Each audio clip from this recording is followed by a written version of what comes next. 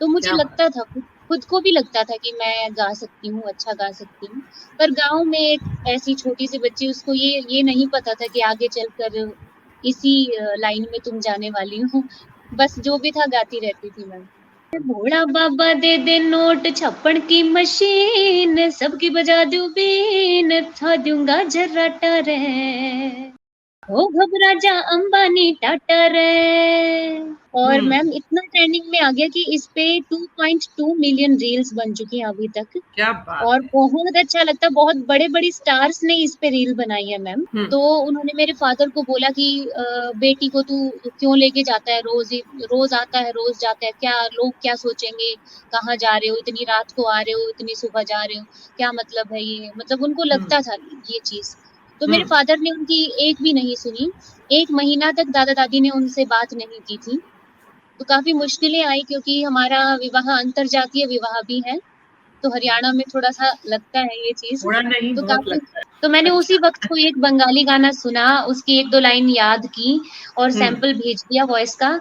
तो उनको जो वो बंगाली कम्युनिटी के लोग थे, उनको जो वो बंगाली लड़की थी उसका पसंद ना आके, मेरा अरे! सैंपल उनको पसंद आया। उसके साथ-साथ मैम कई लोग जो हैं अच्छे ऑडियो नहीं बनाते मेरी नज़र में, मैं ये हुँ। लिरिक्स पे ध्यान नहीं देते।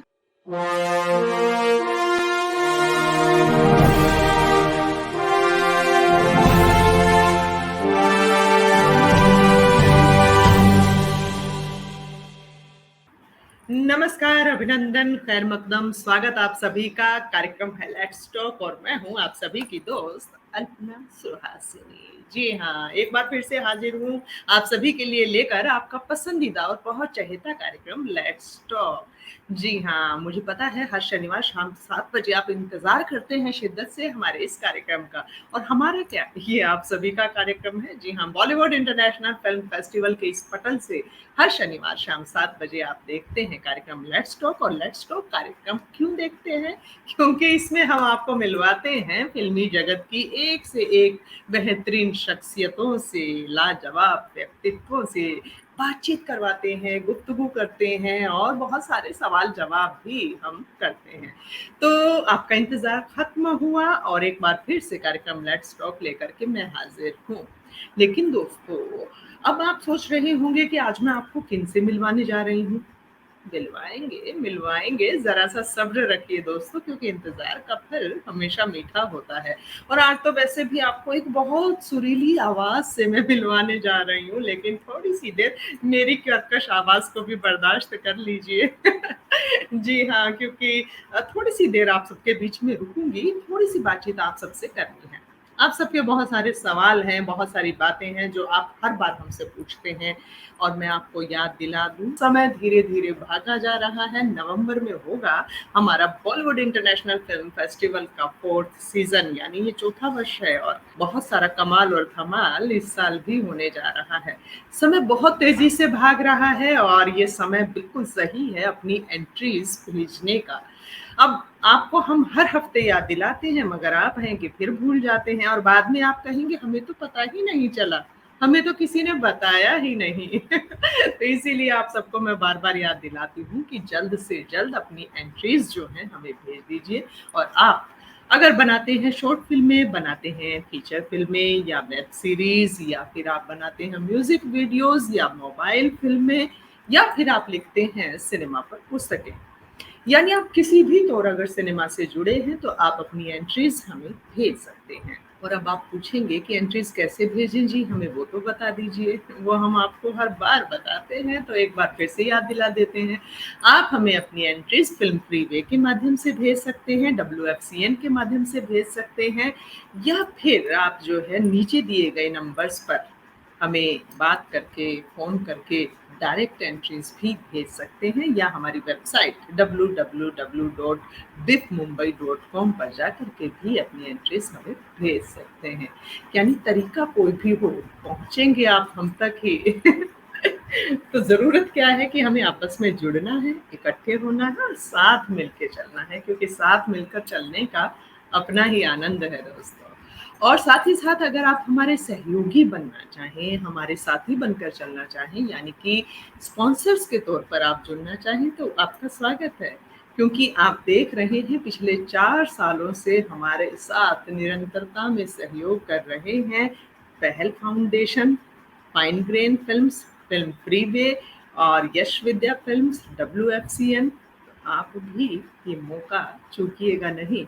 आप भी इनकी तरह स्क्रीन पर आ सकते हैं, आपका नाम भी नीचे स्क्रीन पर लगातार आएगा। जुड़िए तो सही, साथ आइए तो सही, क्योंकि एक से एक जब जुड़ते हैं तो कारवां बनता है, ऐसे ही मंजिलें मिला करती हैं। तो दोस्तों, मैं बात कर रही थी कि आज जो है हम आपको बहुत प्यारी आवाज से मिलवाएंगे, एक ऐसी आवाज से जो न जाने कितने ही सालों से लगातार इंडस्ट्री पर राज कर रही है। जी हाँ, वो उस दौर से, हालांकि उम्र उनकी बहुत छोटी है, लेकिन वो उस दौर से हैं 2004 से लेकर 2021 तक, जिनके हजारों गाने रिलीज हो चुके हैं। और अगर आप भक्ति की बात करें तो वहाँ भी उन्हीं के भजन सुनाई देते हैं, अगर आप प्रेम की बात करें तो वहाँ उनके गीत गुनगुनाए जाते हैं, आप वियोग की बात करें तो उन्हीं के दर्द में गीत हम सुनते हैं। यानी किसी भी तौर पर अपनी जज्बात आपको जाहिर करने हो, अपनी बात कहनी हो, तो उन्हीं की आवाज सुनाई देती है। तो आपके सामने ले आते हैं इस सुरीली सी आवाज को, यानी कि मीनाक्षी पांचाल वर्मा जी को। जोरदार तालियों से स्वागत करते हैं मीनाक्षी पांचाल जी का। आइए मीनाक्षी जी, स्वागत है। Thank you so much Alpana ma'am. बहुत बहुत मैं अपने आप को सौभाग्यशाली मानती हूँ कि आज मैं इस शो पर आप सबके साथ जुड़ रही हूँ और मुझे बहुत ही अच्छा लग रहा है। Thank you so much. हमें भी बहुत अच्छा लग रहा है मीनाक्षी जी। और आप जो हैं हरियाणा की स्वर कोकिला के नाम से जानी जाती हैं। कुछ लोग आपकी तुलना जो है लता जी से करते हैं। इतना मधुर स्वर, इतनी प्यारी आवाज, निश्चित ही हमारे लिए भी खुशनसीबी है कि आज आप हमारे लेट्स टॉक कार्यक्रम में हमारे साथ जुड़ रही हैं। बहुत बहुत बहुत स्वागत है आपका। और मीनाक्षी जी जो है आजकल ट्रेंडिंग पे हैं। जी हाँ, इंस्टा पे उनके गाने धमाल कर रहे हैं, इतनी इतनी रील्स बन रही हैं कि क्या ही बताएं। भोला बाबा दे दे नोट, छप्पन की मशीन। बहुत कम लोग जानते होंगे कि ये भी मीनाक्षी जी का ही गाया हुआ गाना है, और साथ ही साथ वो भी कि आपा दोनों जने। हालांकि मीनाक्षी के आगे गाना गाते हुए मुझे बहुत दिक्कत हो रही है, मैं तरन्नुम में सही नहीं हूँ। तो मीनाक्षी जी, ये जो दोनों गाने हैं इतना ट्रेंडिंग में चल रहे हैं आजकल, आप छाई हुई हैं, कैसा लगता है ये सब देख करके? जी मैम, बहुत अच्छा लगता है क्योंकि ये जो भोला बाबा वाला गाना है ना, ये 3-4 साल पहले का गाना है और ये आजकल ट्रेंडिंग में अचानक से आ गया।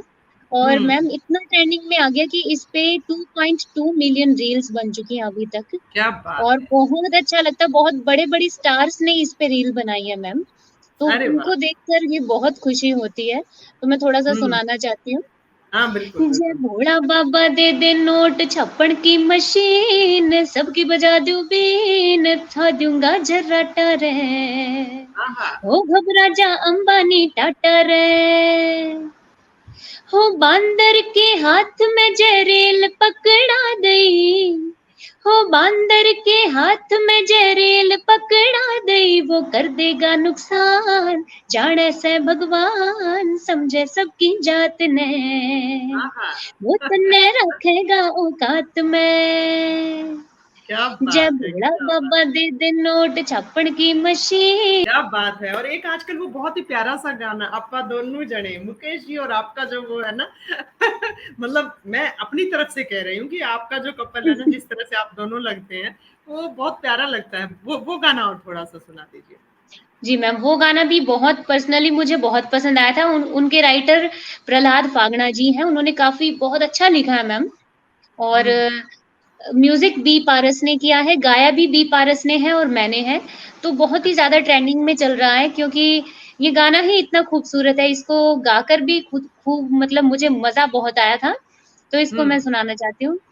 जानो एक दूसरे की खातिर बने, जानो एक दूसरे की खातिर बने, आपा दोनों जने रे, आपा दोनों जने, आपा दोनों जने रे, आपा दोनों जने, क्या पल बात। भर मैं जी लिया यारा जीवन घणे ਆਪਾਂ ਦੋਨੋਂ ਜਣੇ ਰਹਿ ਆਪਾਂ ਦੋਨੋਂ ਜਣੇ ਆਪਾਂ ਦੋਨੋਂ ਜਣੇ ਰਹਿ ਆਪਾਂ ਦੋनों जने।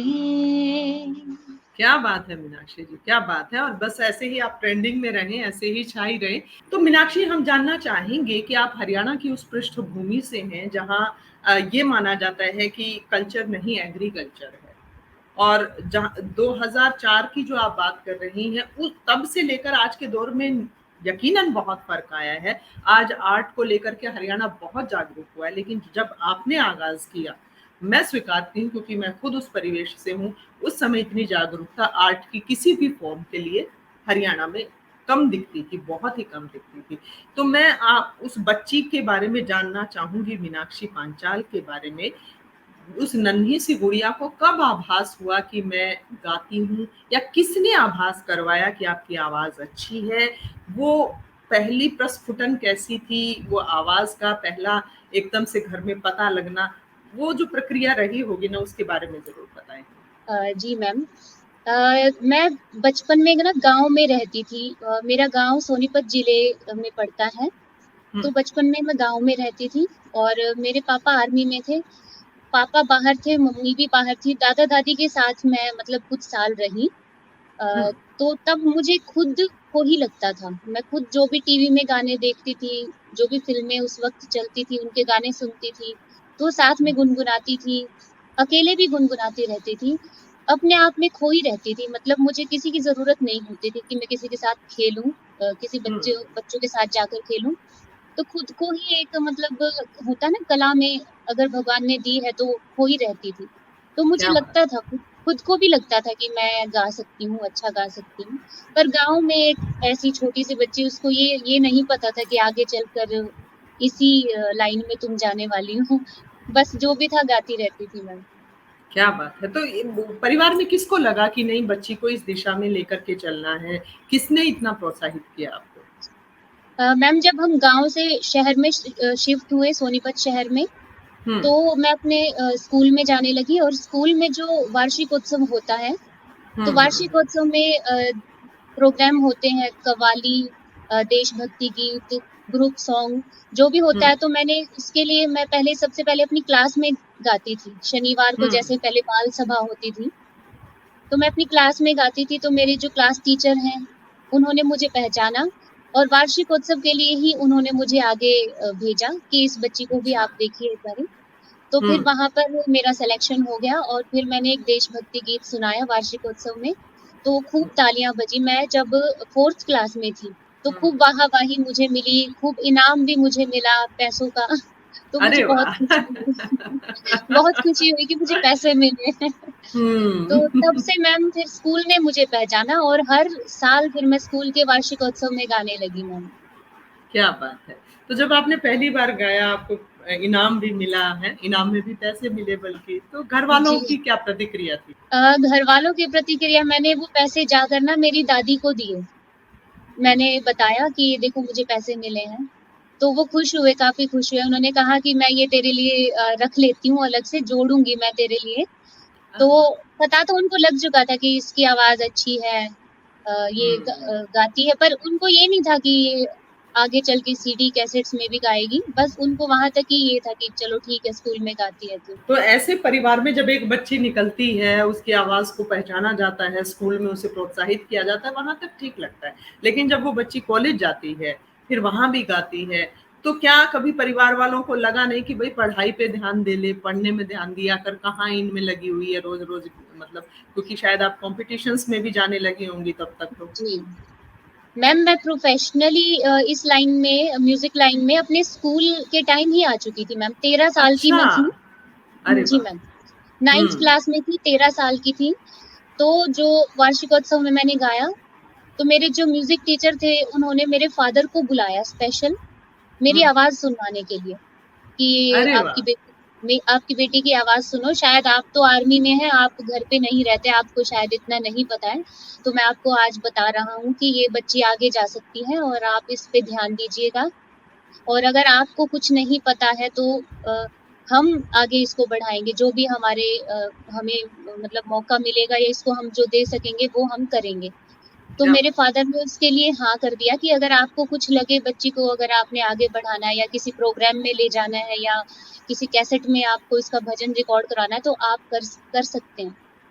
है। तो तब अच्छा। पहला कैसेट मैंने रिकॉर्ड किया था मैम 9th क्लास में। हुँ, भगवान भोलेनाथ जी का मैंने 2-3 भजन रिकॉर्ड किए थे मैम। क्या बात है! थोड़ी वानगी होगी अगर आपको याद हो? मैम एक थोड़ा-सा भजन याद आ रहा है, 1-2 जी, लाइनें याद है। हाँ। गोरा घोट दे थोड़ी सी भांग, ओ अरे! भांग मेरा पीवण नै जी कर रयास ना आहा! घुटती तेरी भांग, ओ भांग मेरा सोवण नै जी कर रयास। जी क्या बात है, क्या बात है मीनाक्षी जी, और ये तो बहुत चर्चित रहा है। ये तो हर गली, हर उसमें हमने भी खूब सुना है और गुनगुनाया भी ओके। है, बहुत चर्चित गीत रहा है ये तो। जी बहुत ही मैम। बढ़िया। तो फिर ये जब ये इतना लोकप्रिय हो गया, आपकी कैसेट्स आने लगीं, तो तब भी मतलब घर वाले सपोर्ट में ही थे कि ठीक है, करो, अच्छी बात है? या ये था कि कुछ ऐसी लिमिटेशंस थी कि भई भजन है तो ठीक है, बाकी कोई फ़िल्मी गाने या ऐसे एल्बम के गाने, क्योंकि एक पूरा दौर रहा हरियाणा में एल्बम सॉन्ग्स का। और उसमें बीच में स्थितियाँ गड़बड़ाई भी, कुछ अजीब-अजीब तरह के गीत भी आने लगे थे उस तरह से। तो मतलब एक साफ स्वच्छ छवि तो नहीं थी उस तरह से। तो वैसा कोई ऑब्जेक्शन आया हो घर से?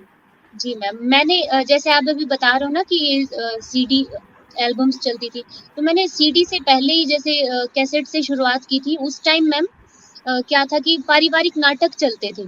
नरेंद्र बलहारा जी, राजेश सिंहपुरिया जी और भी हुँ, बहुत से पारिवारिक नाटक चलते थे, जिसमें पारिवारिक स्टोरीज़ होती थी, जैसे हुँ, नरसी का भात या कोई किस्सा हीर-रांझा का या सरवर नीर का या कुछ भी, ऐसा कुछ था। तो उनके गीत मैं गाती थी।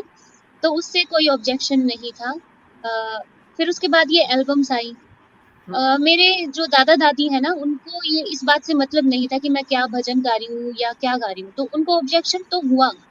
जब मैं हुँ, प्रोफ़ेशनल तरीके से आने-जाने लगी रिकॉर्डिंग के लिए, हुँ, तो उन्होंने मेरे फ़ादर को बोला कि बेटी को तू क्यों लेके जाता है रोज़ आता है, रोज़ जाता है, क्या लोग क्या सोचेंगे? कहाँ जा रहे हो? इतनी रात को आ रहे हो, इतनी सुबह जा रहे हो, क्या मतलब है ये? मतलब उनको हुँ, लगता था ये चीज़। तो हुँ। मेरे फ़ादर ने उनकी एक भी नहीं सुनी। 1 महीना तक दादा-दादी ने उनसे बात नहीं की थी। अच्छा। मेरे पिताजी ने ये कहा कि अगर बच्चे के अंदर टैलेंट है, तो मैं उसको आगे बढ़ाऊँगा। हुँ, मैं रुक नहीं सकता, अगर भगवान ने उसको ये कला दी है, तो मैं पीछे नहीं हटूँगा अपने फ़र्ज़ से। तो वो लगातार मुझे रिकॉर्डिंग्स करवाते थे, जो काम मेरे लिए आता था, वो उसको मना नहीं करते। हुँ, तो क्या धीरे-धीरे बात फिर है! दादा-दादी ने भी सुना। हुँ, जब उनको अच्छा लगने लगा, जब मेरे नाटक आने लगे सीडीज़ में, अच्छा घर-घर बजने लगे, तो उनको भी फिर अच्छा लगता था। फिर वो भी हुँ। मान गए थे। क्या बात है, क्या बात है! तो आपने जो है बहुत बचपन से उस परिवेश को देखा जो हरियाणवी इंडस्ट्री का प्रोफ़ेशनल जो माहौल रहा, और तो आपको क्या लगता है कि उस समय लड़कियों के लिए सही माहौल था, मतलब काम करने के लिए बाहरी परिवेश में, या आपको हर जगह पिता को ही साथ लेकर के जाना पड़ता था, या कभी कुछ ऐसा अजीब लगा हो, या मतलब वो थोड़ा-सा अगर आप बताना चाहें तो? जी मैम, मैं क्योंकि मैं छोटी थी, तो मैं हमेशा अपने पिताजी को ही साथ लेकर जाती थी। हुँ, मुझे ऐसा कुछ नहीं लगा क्यों मुझे एक बच्चे की तरह लोग ट्रीट करते थे, क्योंकि हुँ, 13 साल की बच्ची 13 से फिर 14-15 स्कूल में ही पढ़ती थी, तो काफ़ी मैंने उस टाइम गाया। स्कूल के हुँ, बाद कॉलेज में भी काफ़ी गाया, तो मुझे जो मेरा एक रिश्ता था ना सभी कलाकारों से, एक बेटी की तरह, एक बहन की तरह, एक बच्चे वाला रिश्ता आज तक भी मुझे वो कलाकार जितने भी हैं जो पहले वाले और आज तक काम कर रहे, तो वो एक बच्चा समझ के ही वो आज मिलते हैं, एक बेटी की तरह, बहन की तरह मैम। मुझे ऐसा कोई सामना नहीं करना पड़ा मैम, मेरे लिए सब ठीक रहा और रिकॉर्डिंग लाइन थी क्योंकि मैं स्टेज पर नहीं गई कभी भी, मैंने रागनी गायन नहीं किया, जो उस वक़्त स्टेज पर अ, रागनी गायिकाएँ करती थी, परफ़ॉर्मेंसेज़ ऐसा मैंने होती कभी थी। जी, यस मैम, जी, जी। वैसा मैंने नहीं किया, मैंने स्टूडियो रिकॉर्डिंग की है शुरू से ही। हुँ। तो नहीं, यही था हरियाणा में कि ये खूबी तो है ख़ैर कि बिटिया की तरह लाडो कह कर के, बेटी कह कर के, और जी, पूरा उससे जो है बच्चों को प्रोत्साहित किया जाता है, जी और मैम, उस तरह का जीवन हमने भी देखा है, जिया है, और भई गाँव की बेटी अपनी बेटी सारा की, वो जी वाला मैम, परिवेश जो है वहाँ पर रहता है, और ये बहुत बहुत अच्छी बात है। उस परिवेश की, सबसे अच्छी बात है। तो सबसे बड़ी और अभूतपूर्व उपलब्धि आपको कौन-सी लगी? कौन-सा ऐसा गीत था जिसमें आपको लगा कि अरे वाह! ये तो छा गए हम तो बिल्कुल। मैम देखिए वैसे तो एक कलाकार को उसका जितना भी काम है सारा ही काम अच्छा लगता है मैम। मुझे भी जो काम आज तक किया है मैम सारे ही अच्छे लगते हैं और हम हर गीत को जब भी गाते हैं तो यही सोच कर गाते हैं कि ये गीत लोगों को पसंद आए, ज़्यादा से ज़्यादा लोगों को पसंद आए। तो उन सारे ही गीत अच्छे लगते हैं मुझे और कुछ चुनिंदा गीत ऐसे हैं जो लोगों में बहुत ज़्यादा पसंद किए गए तो मैम मुझे वो भी बहुत पसंद है गीत। हुँ। जैसे कि मात मने थोड़ी-सी हाँ जी। मरवाइए हाँ। मात मने मरवाइए ना मैम थोड़ा-सा सुनाती हूँ। हाँ, बिल्कुल, बिल्कुल। ये गीत मैम भ्रूण हत्या पर है और ये एक फ़िल्म आई थी आठवाँ वचन, उस हुँ, फ़िल्म से है ये गीत। हुँ। और ये गीत मैम इतना प्रसिद्ध हुआ था कि कोई भी सरकारी प्रोग्राम होता था या स्कूल में कोई भी फंक्शन है, तो इस पर एक परफ़ॉर्मेंस तो ज़रूर होती ही होती थी, क्या क्योंकि बात गीत है ही इतना अच्छा मैम। जी, जी, जी।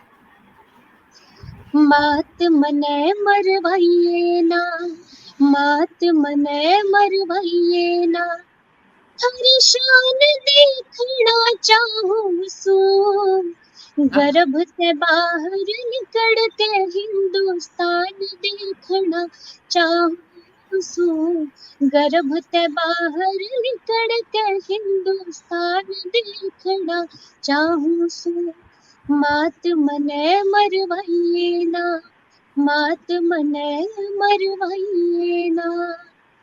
क्या बात है, क्या बात है। हृदय से निकली हुई आवाज़ है आपकी और हृदय तक पहुँचती है, अनुभूत होती है हमें वो बात।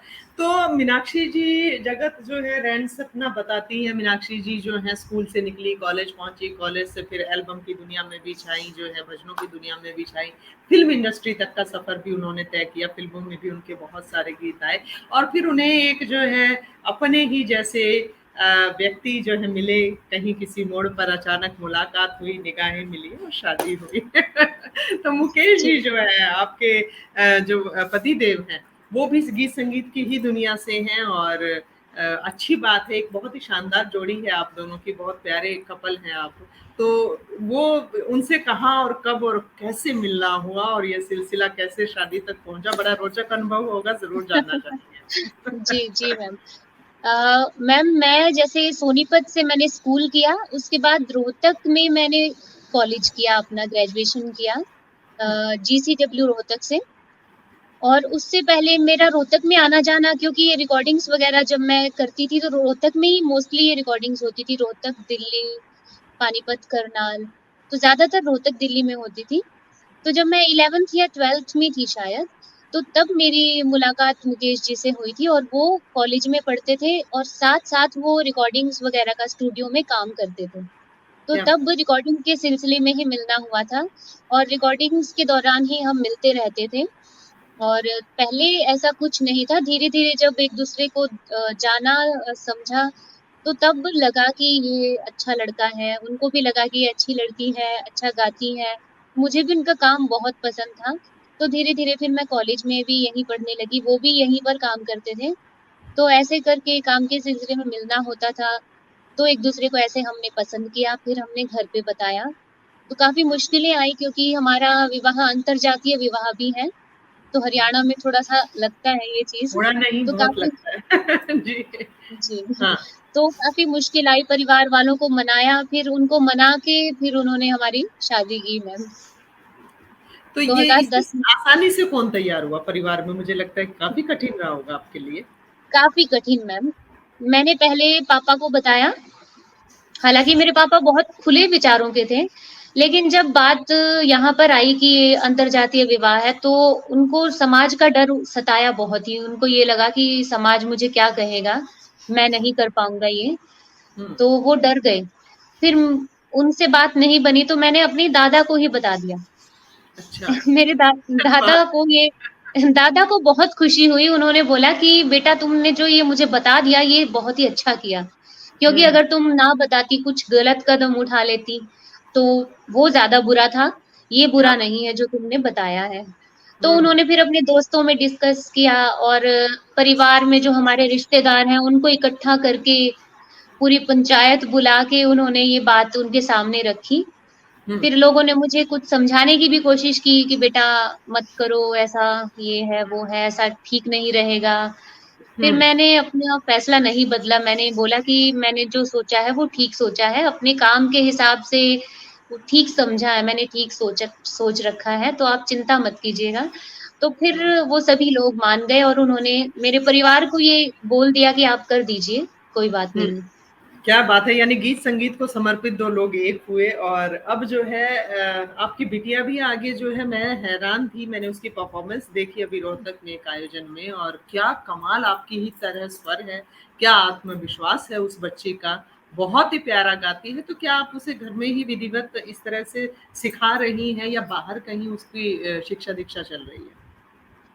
मैम अभी बाहर तो नहीं सिखा रही क्योंकि वो अभी थोड़ा छोटी है, तो थोड़ा आगे सोचेंगे कि उसको कहाँ भेजना है। और हुँ, अभी तो क्योंकि घर में मतलब हमारा स्टूडियो सेटअप भी यहीं है, घर भी यहीं है, तो वो जी। क्या है कि उनका पूरा दिन स्टूडियो में बीतता है और जब मैं कई बार गाती हूँ, रियाज़ करती हूँ, तो वो मुझे भी सुनते हैं। तो ऐसे सुन-सुन के वो कर लेते हैं, कुछ भगवान का भी दिया हुआ है उनके अंदर भी। तो हुँ। ऐसे करके वो सीख लेती है। अगर कोई गाना मैं खुद तैयार कर रही होती हूँ, तो वो भी साथ में सीख लेती है मैम। तो नहीं, अभी तो बहुत यही चल कमाल रहा है। गाती है वो और बिल्कुल एक संगीतमय परिवार हो गया है कि आपके पति भी गीत संगीत की दुनिया में हैं, आप भी हैं और बच्ची भी आगे है। निश्चित तौर पर ये संगीत क्षेत्र को बहुत बड़ा योगदान होगा आप सभी का। और आप जो है हरियाणवी के अतिरिक्त भी बहुत सारी भाषाओं में गाती हैं मतलब कि राजस्थानी, पंजाबी, भोजपुरी, छत्तीसगढ़ी, मुल्तानी। तो क्या आपने सारी ये भाषाएँ सीखी हैं या आप पकड़ लेती हैं मनोभाव और फिर कर लेती हैं? कैसे रहता है? मैम मुझे बहुत ही ज़्यादा मतलब ये शौक है कि मैं एक ही काम में बंद कर ना रहूँ, एक हुँ, जैसा ही काम ना करूँ, अलग-अलग तरीके का मैं काम करना चाहती हूँ और मैं गाने सुनती रहती हूँ, कभी मराठी, कभी बंगाली, कभी हुँ, तेलुगु और हुँ, राजस्थानी, पंजाबी, तो उनको साथ-साथ गाती हूँ, उनका मनोभाव पकड़ लेती हूँ, जैसा कि आपने अभी बोला। तो हुँ, यही करती हूँ, मैं मनोभाव पकड़ती हूँ, अगर अर्थ समझना होता है, तो मैं इंटरनेट के ज़रिए उसका अर्थ भी समझ लेती हूँ। क्या तो बात ऐसे है! करके मैं उसकी प्रैक्टिस कर के उसका एक्सेंट पकड़ लेती हूँ मैम लैंग्वेज का, क्या तो बात मैं तभी ऐसा कर पाती हूँ मैम। और एक बार तो मैम मेरे पास एक शो शो आया था हुँ, बंगाली शो आया, हुँ, बंगाली कम्युनिटी है सोनीपत में, वहाँ से उनको बंगाली सिंगर चाहिए था। अच्छा, तो मेरे पास कॉल आया मेरे एक हैं नॉन है उनका कॉल आया कि आप कोई बंगाली सिंगर बता दीजिए अगर आपकी नज़र में है तो। तो मैंने हुँ, बता दिया कि चंडीगढ़ में एक लड़की रहती है, वो उसका नाम बता दिया और फिर उन्होंने वॉइस का सैंपल मँगवाया उस लड़की का। तो हुँ, फिर मेरे मन में आया कि मैं भी कोई फटाफट कोई सैंपल भेज देती हूँ। तो मैंने उसी अच्छा, वक़्त कोई एक बंगाली गाना सुना, उसकी 1-2 लाइन याद की और हुँ, सैंपल भेज दिया वॉइस का। तो उनको जो वो बंगाली कम्युनिटी के लोग थे, उनको जो वो बंगाली लड़की थी उसका पसंद ना आके, मेरा अरे! सैंपल उनको पसंद आया।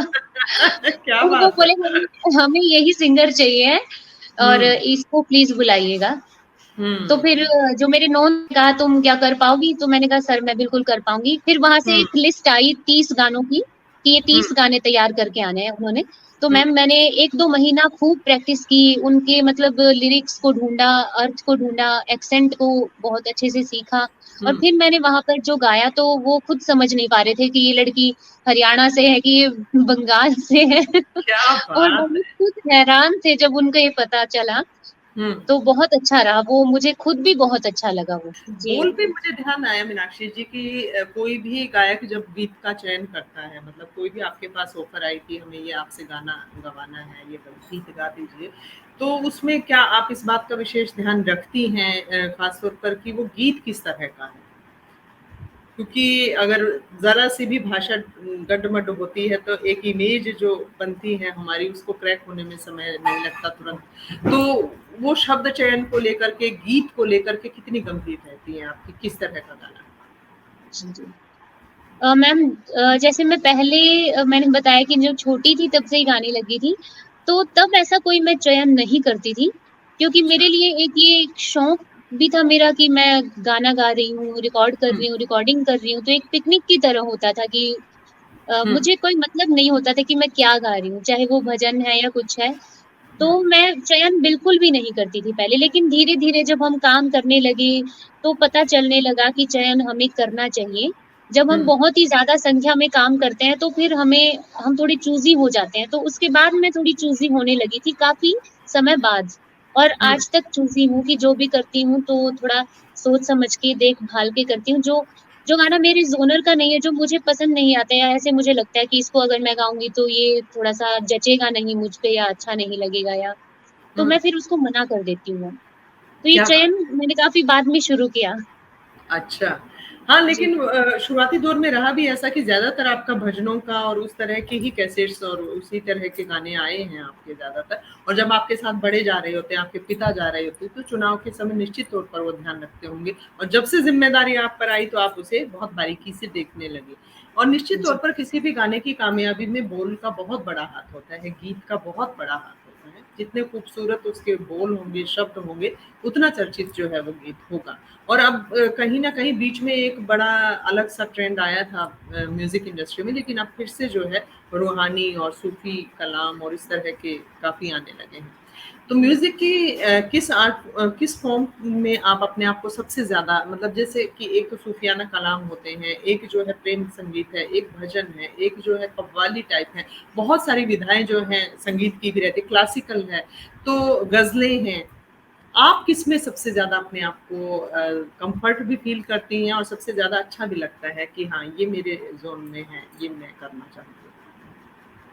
जी मैम, मैंने अपने आप को मतलब ऐसा कोई बाँधा नहीं हुआ कि मेरे को ग़ज़लें ही गानी है या मैंने लाइट म्यूज़िक ही करना है। मैं कोशिश करती हूँ सब कुछ करने की, अगर मेरे पास फ़िल्म आती है उसमें रोमांटिक गाना है तो मैं वो भी कोशिश करती हूँ या कोई आइटम नंबर है तो उसको भी गाने की कोशिश करती हूँ। तो मुझे हुँ, अलग-अलग विधा में काम करना मैम बहुत अच्छा लगता है क्योंकि एक उसमें बंधना नहीं चाहिए।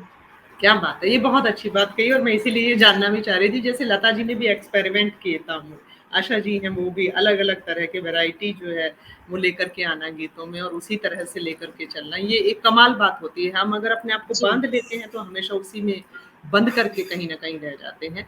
तो ये बहुत ही अच्छा आप प्रयोग कर रही हैं और निश्चित तौर पर आप करती रहें इसी तरह से आप आगे बढ़ती रहें। आप कुछ और हमारे दर्शकों को कहना चाहें या फिर आपको लगता हो कि हाँ, हरियाणा जो म्यूज़िक इंडस्ट्री है, उसमें अभी बदलाव आए हैं लेकिन इस तरह का कुछ और बदलाव आना चाहिए या कुछ और ऐसी सुविधाएँ होनी चाहिए या इस तरह का गीत-संगीत आना चाहिए और हरियाणा में जो आपके फ़ेवरेट आर्टिस्ट हैं, थोड़ा-सा उस बारे में ज़रूर बताएँ? मैम अभी जो हरियाणा इंडस्ट्री में चल रहा है, काफ़ी अच्छा चल रहा है, मैं अच्छा ही कहूँगी।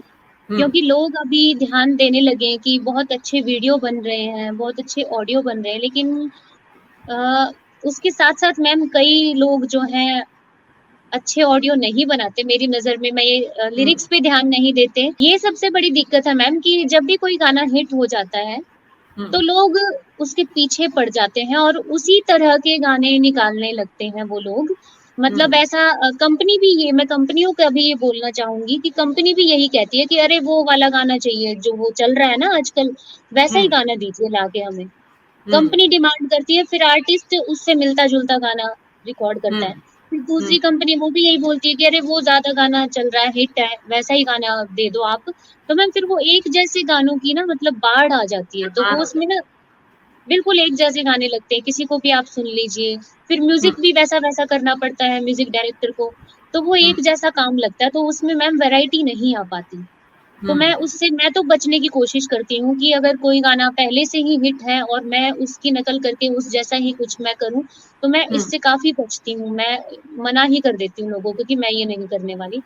तो हुँ, कोशिश मैम हर कलाकार की यही रहनी चाहिए कि वो कुछ अलग करके दिखाए और हुँ, उसमें अपना अ, लोक संगीत का भी तड़का हो साथ में। लोक संगीत के साथ भी एक्सपेरिमेंट करके उनको आना चाहिए, क्योंकि मैम हुँ, संगीत की तो कोई सीमा नहीं होती।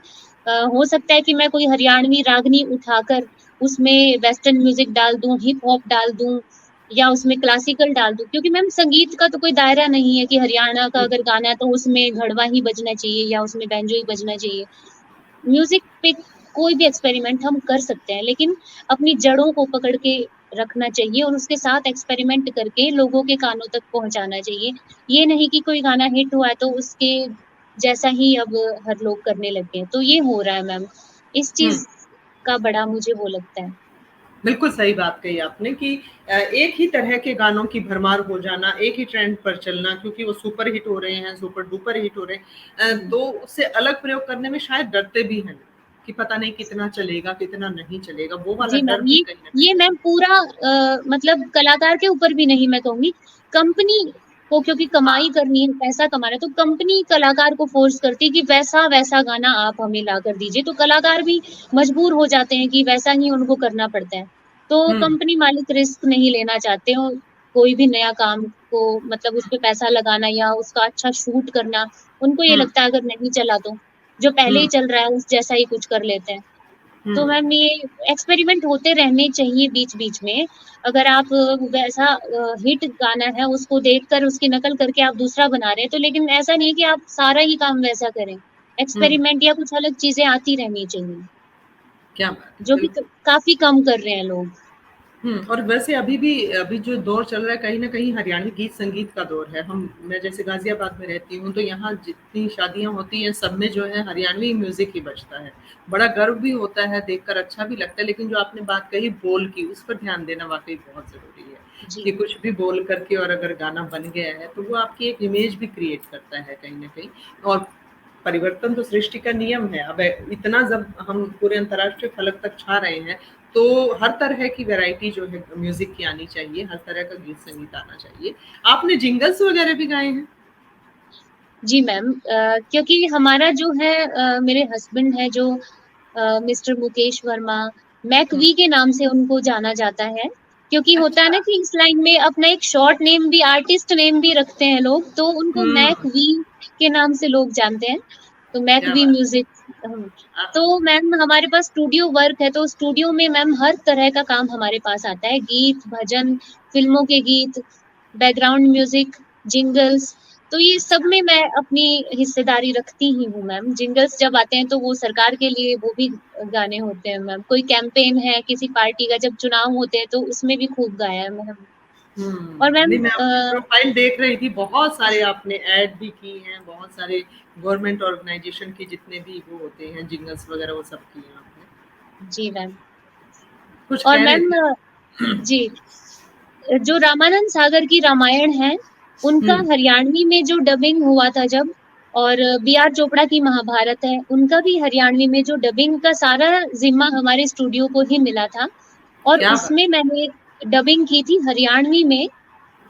सीता जी की आवाज़ को मैंने हरियाणवी में डब किया था और द्रौपदी की आवाज़ को मैंने हरियाणवी में डब किया था मैम। क्या तो बात है! उसको भी मैं अपने लिए बहुत बड़ी उपलब्धि मानती हूँ क्योंकि मुझे बहुत अच्छा लगा था। हुँ, ओरिजिनल रामायण, महाभारत जिनके हम पूरी दुनिया इतनी दीवानी रही है। रेलगाड़ियाँ रुक जाती थी उनको देखने के लिए, लोग अपना काम छोड़-छोड़ के बिल्कुल, इकट्ठे हो वो जाते थे। सन्नाटा वो सन्नाटा हम लोगों ने देखा है गलियों में जो जी, एकदम कोई गाड़ी नहीं चलती थी, कुछ नहीं और बाकायदा टीवी पर मालाएँ चढ़ा-चढ़ा के लोग बैठते थे कि अब जी रामायण मैम। आने वाली है। और जब उन ओरिजिनल कैरेक्टर्स के पीछे जब मैं अपनी आवाज़ को सुनती थी, हरियाणवी में, तो वो एक बहुत अच्छा एक्सपीरियंस था मैम और जितने भी गीत उसमें थे हुँ, रविंदर जैन जी का म्यूज़िक था रामायण में और महेंद्र कपूर जी का म्यूज़िक था महाभारत में। तो हुँ। ओरिजिनल ट्रैक्स पे मैंने अ, हिंदी जो उनके सॉन्ग्स थे उनको हरियाणवी में कन्वर्ट करके जब मैंने गाया तो वो भी बहुत अच्छा एक्सपीरियंस रहा मैम। क्या बात है! क्या बात है! क्या बात है! हम मुकेश जी को भी सलाम करेंगे कि वो इस तरह के यूनिक काम कर रहे हैं, अलग काम कर रहे हैं लगातार और आप भी और निश्चित तौर पर आप दोनों की ये जोड़ी जो है बहुत धमाल और कमाल आगे भी लगातार करती रहेगी, हमें पूरी उम्मीद है। और जिंगल्स की हम बात कर रहे थे, कुछ जिंगल्स का भी अगर हो जाए थोड़ा बहुत कुछ ध्यान हो तो सुनाना चाहेंगी आप? मैम जिंगल्स तो शायद मुझे अब याद नहीं आएँगे। जी, जी, जी, कोई बात नहीं है, ऐसी कोई बाध्यता नहीं। आप कुछ और कहना चाहें हमारे युवा पीढ़ी को जो म्यूज़िक की दुनिया में आना चाहती है, जो आवाज़ की दुनिया में अपना नाम कमाना चाहते हैं, उन बच्चों के लिए क्योंकि क्या होता है ना आजकल थोड़ा-सा हुनर सीखते ही, थोड़ी-सी जानकारी मिलते ही तुरंत कामयाब होने की जो ख़्वाहिश है, उस चक्कर में बच्चे भूल जाते हैं कि साधना कितनी चाहिए ऐसे कामों के लिए। अब आप जी, देखिए कि कितना लंबा सफ़र हालाँकि इतनी छोटी एज अभी आपकी है और अब तक आप इतना अनुभव ले चुकी हैं, हज़ारों गाने आपके आ चुके हैं, तो ये असल में तपस्या है, ये साधना है, जो निरंतरता चाहिए होती है काम में, वो ज़रूरी है, कंटिन्यूटी ज़रूरी है। तो कुछ कहना चाहेंगी आप नए बच्चों को? जी मैम, क्योंकि इतने साल से तो मैं भी काम कर रही हूँ, गा रही हूँ, तो मेरा भी यही मानना है कि मेहनत करते रहो और कभी ये मत सोचो कि मतलब मेरा गाना मतलब मैं पूरी दुनिया में छा जाऊँ या ऐसा कब होगा कि लोगों की ज़ुबान पे मेरा नाम होगा। मतलब ये अगर हम उम्मीदें लगाएँगे तो मैम मानसिक तनाव भी हमें इससे हो सकता है। बस हुँ, पूरी ईमानदारी के साथ अपना काम करते रहिए। भगवान भी आपकी मेहनत को देखता है, ये जो यूनिवर्स है बोलते हैं ना कि यूनिवर्स देख रहा है, तो आजकल के बच्चे मैम ये चीज़ नहीं समझते। कम से कम 10 फ़ोन तो मेरे पास भी रोज़ आ ही जाते हैं इंस्टाग्राम पे मैसेजेस या कि मैं गाने लिखती हूँ या मैं गाना चाहती हूँ, आप प्लीज़ मेरे गाने ले लीजिए। मतलब इतने लालायित, उत्साहित होते हैं वो बच्चे कि उनको आज के आज ही उनको मतलब गाना उनका ले लिया जाए, हिट हो जाए, सब कुछ हो जाए उनका एक ही दिन में। तो मतलब पेशेंस नहीं रखते बिल्कुल भी। मैं उनको यही समझाती हूँ कि अभी आपके अंदर कमी है, आपके लिरिक्स ठीक नहीं है, आप और भी मेहनत कीजिए। लेकिन उनको मतलब इतना कॉन्फिडेंस होता है कि नहीं, बहुत अच्छे हैं, हमारा गाना बहुत चलेगा, आप इसको करिएगा। तो मैं यही समझाती हूँ कि बहुत मेहनत लगती है इतना बिल्कुल। ऊपर जाने तक जहाँ तक आप सोच रहे हैं। लेकिन मैम ये भी है कि आजकल सोशल मीडिया का ज़माना है, तो थोड़ा-सा लोगों को चांस जल्दी मिल जाता है, ये बात मैं कहना चाहती हूँ, कि हुँ, अगर आपके अंदर टैलेंट है, तो आप किसी से भी कॉन्टैक्ट कर सकते हैं, मैसेजेस के ज़रिए आप बात कर सकते हैं और अगर आपका काम अच्छा है, तो आप आगे तक पहुँच भी सकते हैं। हुँ। तो उसके साथ-साथ मेहनत तो मैम ज़रूरी है ही, बिल्कुल। कहीं न मेहनत कहीं छोड़ रियाज़ भी बहुत ज़रूरी है कि संगीत रियाज़ माँगता है, तो आप भी अभी भी रेगुलर रियाज़ करती हैं? जी, मैम रेगुलर रियाज़ करती हूँ, कुछ हुँ, तो काम जब करती हूँ रिकॉर्डिंग्स वगैरह 2-1 दिन में होती रहती है रिकॉर्डिंग, हर रोज़ का काम है ये तो। तो एक हुँ, तो उससे भी रियाज़ होता रहता है मैम और कुछ मतलब गुनगुनाती रहती हूँ, कोई भी काम कर रही हूँ, काम करते-करते गा लिया साथ में। खाना बनाते हुए भी गुनगुना रही हूँ और अगर कभी बैठने का समय मिल गया है हारमोनियम लेके तो तब भी कर लेती हूँ मैम। तो क्या रियाज़ ज़रूरी नहीं है कि हम इसमें बिल्कुल बैठें। सुबह मैम मैं जल्दी उठती हूँ और जल्दी उठ के थोड़ा रनिंग करती हूँ, फिर उसके बाद थोड़ा-सा मेडिटेशन करती हूँ, फिर थोड़ा-सा तानपुरा चला के थोड़ा-सा रियाज़ कर लेती हूँ मैम। क्या बात है! यही मीनाक्षी मुझे भी आपसे प्रेरणा मिल रही है, पता है ये सब सुन के रनिंग करना ये सब मुझे करना है ज़रूरी है। जी। मैं खुद से रोज़ वायदा लेती हूँ और खुद ही भूल जाती हूँ हर रोज़ ना। मैम मुझे एक बार लगता आप है ना करके देखिएगा, मुझे भी बीच में मैं बहुत आलसी हो गई थी, तो फिर हुँ, मैंने मतलब डिसाइड किया कि अब बस बहुत हो गया, अब मैं करूँगी। तो मैम मैं संकल्प साढ़े ले 4 बजे उठ जाती हूँ और वाह! मैम मुझे सच में अब अपने आप ही आँख खुल जाती है और इतना अच्छा लगता है ना, एक बार आप शुरू कीजिएगा मैम, सच में मतलब बहुत ही अच्छा आपका दिन जाएगा और बहुत ही फ्रेश आप नहीं, रहोगे। बिल्कुल और 4 ख़ैर 5 के करीब तो उठना ही होता है दिनचर्या वही बच्चों को स्कूल भेजना ये सब। लेकिन वही है कि बच्चे जब तक स्कूल जा रहे हैं तब तो थोड़ा बहुत फिर भी वॉक का हो जाता है। जैसे ही उनके स्कूल बंद हुए फिर जो है हम भी बंद जी। एकदम। लेकिन करेंगे बिल्कुल और मैंने आपसे ये बहुत बड़ी बात आज सीखी है क्योंकि हमें सबसे सीखते चलना चाहिए। बहुत भंडार है जी। आपके पास इन सब सकारात्मकता का, आपकी सोच, आपकी आवाज़ सभी का एक सम्मिश्रण है आप में। कुछ इसके अलावा क्या-क्या शौक हैं आपके गीत संगीत के अलावा?